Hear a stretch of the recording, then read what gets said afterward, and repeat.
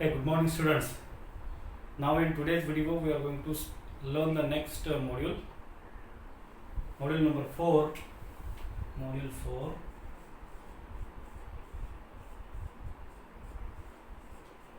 and this module is based on Fourier series and Fourier transform. Fourier series.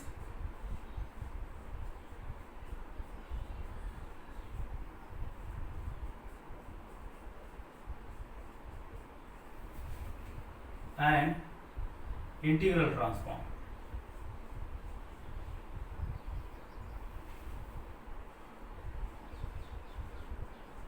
Integral transform. This is the module name. And what are the important topics? The important topics are Fourier series. Fourier series,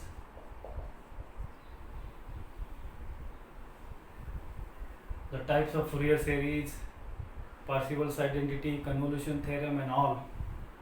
So most of the Fourier series part you have already studied in the TYBSc, and that's why we are not going to give more stress on Fourier series, right? And the second important topic which we have to discuss here is Laplace transform. Laplace transform. This Laplace transform also you have studied if you have mathematics in SYBSc. So we are going to stress much more on this Laplace transform. And the third is Fourier transform. Fourier transform. So these are the very important topics, subtopics I can say under module number 4. So let us go ahead for first topic, that is Fourier series.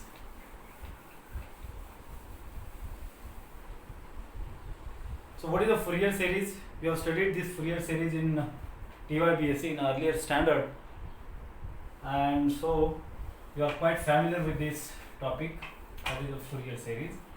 And this Fourier series is the infinite series in which the periodic functions are represented, right? So Fourier series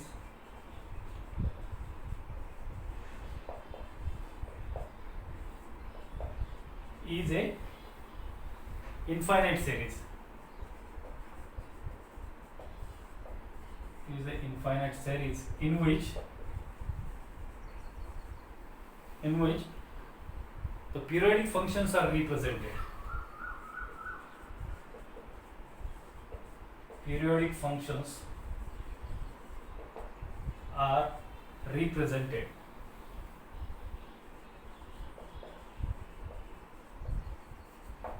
Right?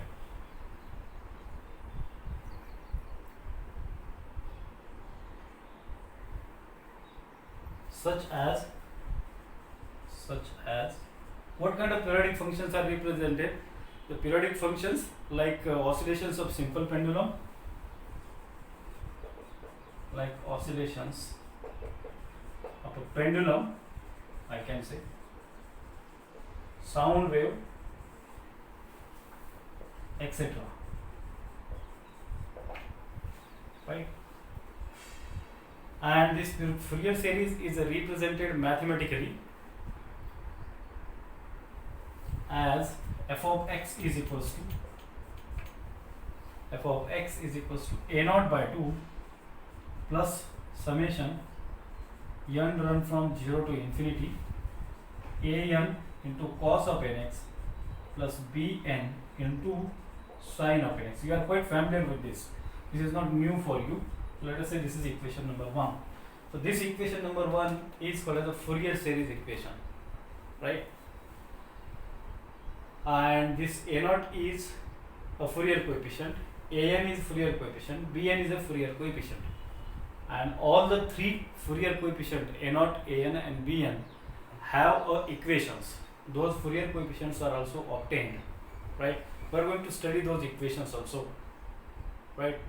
So this f of function, f of x is a function, and this f of x is represented in terms of this equation.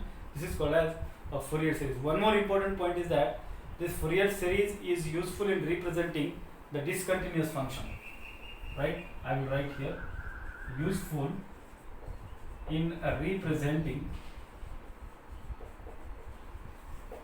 discontinuous function. The function which are not continuous, discontinuous functions. What are discontinuous functions? Like square wave. Square wave is a discontinuous function, right? It moves in this way. So up to this point to this point to this point to this point it is continuous, but from this point to this point, right, it is discontinuous. So square wave is a discontinuous function, right? So this Fourier series is used to represent the discontinuous functions like square wave, like triangular wave, right? Half wave rectifier is giving this kind of structure only. So this is the use of the Fourier series, and I can say now this is f of x is a Fourier series function where a0 is the Fourier coefficient and the value of a0 is given by 1 upon pi integral from minus pi to pi f of x into dx. F of x is a given function, right? So this is the value of the first Fourier coefficient a0, and an is equals to 1 by pi integral from minus pi to pi f of x into cos of nx, right? Cos nx into dx. This gives you the an value, the Fourier coefficient an. Similarly bn, let me check whether bn is visible to you or not. I mean, you can see the bn value. I will write here. So this bn is equals to 1 upon pi into integral from minus pi to pi f of x into sine of nx into dx, right? So these are the equations for the Fourier coefficient. Now one more important fact is important here. You can change the limits of an integral, right? If you change the limits of an integral, so these values will change, isn't it? So what is the period for this? The period is minus pi to pi. It may happen the period of the Fourier series may changes. It may be from 0 to 2 pi, right? Or either one can say the Fourier coefficient a0 is equals to 1 upon pi integral minus L to L f of x dx. Minus L to L are the periods or limits of the Fourier series, isn't it? And the same functions I can, same Fourier coefficient I can write as, so this a0 is called as a DC component. DC component of the given function or electric function, where this an and bn are called as the Fourier coefficient. Fourier coefficient. This is also a Fourier coefficient. This is a Fourier coefficient, and this bn is also a Fourier coefficient. Fourier coefficient, right?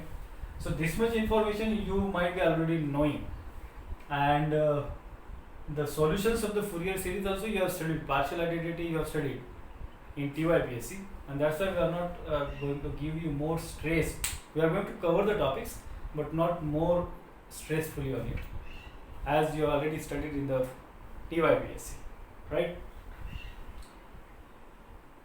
So this is the Fourier series equation or a function.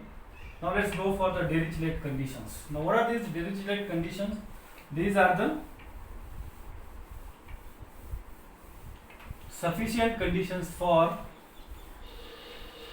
Fourier series. So let me rough out this. Dirichlet conditions.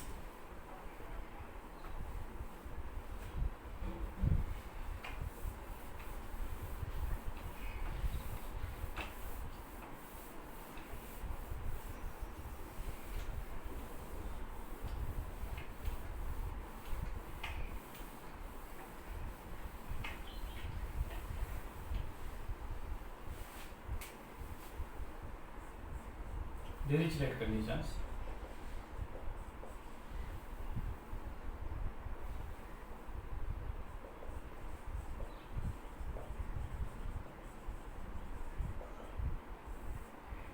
What are these conditions?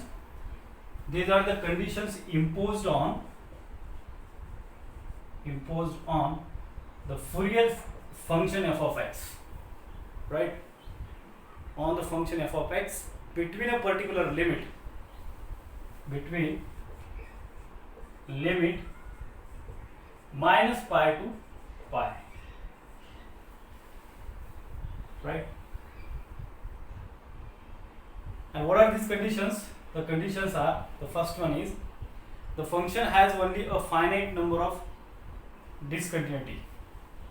The function f of x has only a finite number of discontinuities. This is the first Dirichlet condition. Second Dirichlet condition is the function has at most a finite number of maxima and minima. The function f of x has at most that means maximum, at most a finite number of maxima and minima. Maxima and minima. The third Dirichlet condition is the function f of x has a finite number of discontinuities. The first one is a finite number of discontinuities. This is already over. I may have repeated this. And the fourth one, third one I can say, the function and its derivative has a piecewise discontinuity in the range. The function f of x and its derivative f dash of x has finite number of piecewise continuity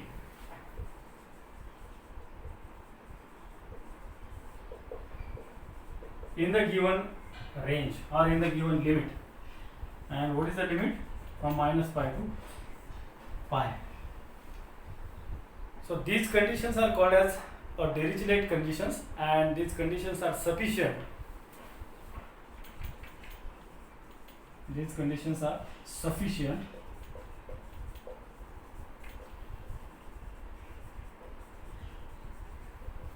but not necessary.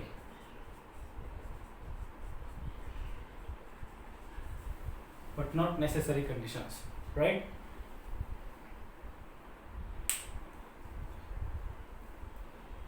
And the function which follows these Dirichlet conditions, those functions are called as piecewise or sectionally continuous, right? The function which follows these conditions are called as piecewise or sectionally continuous function. These are just the definitions or Dirichlet conditions. Now let's go ahead and try to understand what is kind of functions. What are the type of functions? So there are basically three types of functions. First one is odd function, even function, and the third one is neither even nor odd kind of a function. It's called as a nano function, right? So the type of functions, I will add all these also.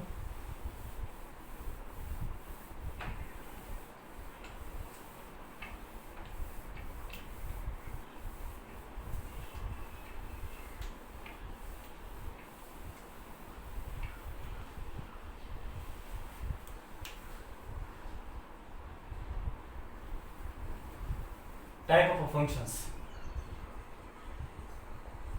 Types of function.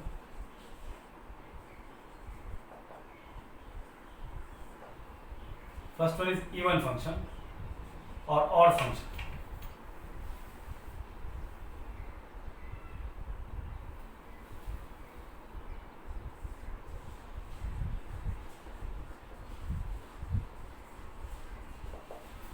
Second is even function.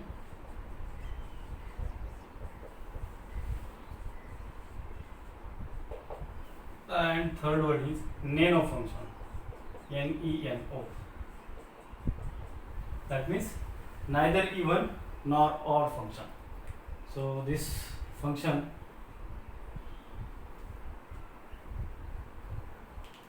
so these are the three types of functions. Now what are the odd functions? Odd function is called as a function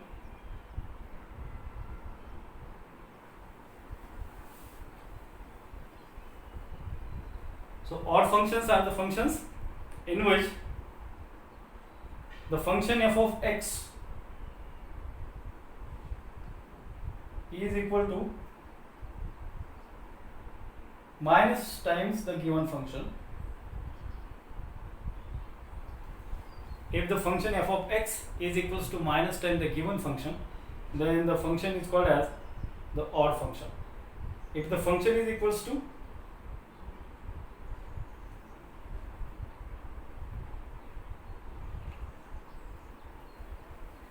f of x is equals to plus f of x, then the function is called as the even function. So let me represent mathematically so that you can understand what is odd function and what is even function. So what is the odd function? If the given function f of x is equals to minus times the f of x, then the given function is said to be the odd function, right? And if the f of x is equal to plus time f of x, then the given function is called as the even function. Now let's go for some examples of odd function and even function. The first example is f of x is equals to x, right? And if you put the value of x is equals to minus time x or f of minus x, then it will be equals to minus x only. And f of x and f of minus x are not equal, right? So I can say f of x is equals to minus time f of x, because this is minus time x, and therefore this kind of a function is called as the odd function. The second kind of example you can take in the odd function is equals to f of x is equals to x plus x square or x cube. X plus x cube, right? And if you put the value of x is equals to minus time x, so f of minus x is equal to minus x plus minus x cube, and if you do this, you will get minus x cube. You can take out negative sign common and you will get this is equals to x plus x cube. This means that this is equals to minus time f of x, right? And thus I can say f of x is equals to minus time f of x, and therefore this is the odd function. You can take one more example. I will just take here only. So the next example of odd function is a sine function, and sine wave we know that it's a odd, so sine x, and f of minus x is equals to sine of minus x. This will give you sine of minus theta is equal to minus time sine theta. So this is equals to minus time f of x. So f of x is equals to minus time f of x, and therefore this is the odd function. And I'm sure now you can easily identify odd functions and even functions. Now let's go for the even function. The example of the even function is example f of x is equals to x square. Is an even function. If you put the value of x is equals to minus x is equals to minus x square, and this will be equal to x square again, and therefore I can say this is again a f of x. So f of minus x is equal to f of x, right? Even if you put the f of x and f of minus x is equals to the given function, then this is the type of even function. Next example, f of x is equals to x square plus x raised to power 4, even powers. So even if you put the negative value for the given function, this will be again the f of x. So f of minus x is equals to minus time f of x. This is called as the even function. And the next example, you can take f of x is equal to cos function. Cos of minus x is equals to positive x, or it's a even function. So therefore cos of x is an example of the even function. Now what is a nano function? Neither even nor odd, which does not goes under this condition, neither this. This is called as the nano function, and the example of this nano function is x square plus x cube. So f of x is equals to x square plus x cube. Now let us check for f of minus x. Now if you put the value of x is equals to minus x, you will be having minus x square plus minus x cube, and this will be minus x square will be positive x square, and minus x cube will be negative times x cube.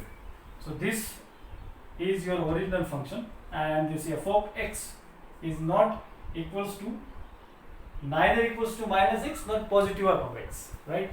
Not equals to minus time f of x, and even this is neither equals to minus plus time f of x, and this kind of functions are called as nano functions, neither even nor odd kind of a function, right?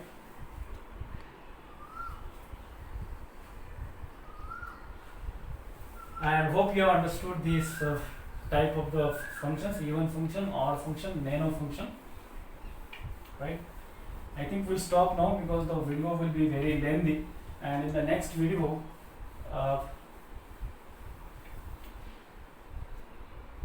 we'll obtain the Fourier coefficients, right? So thank you.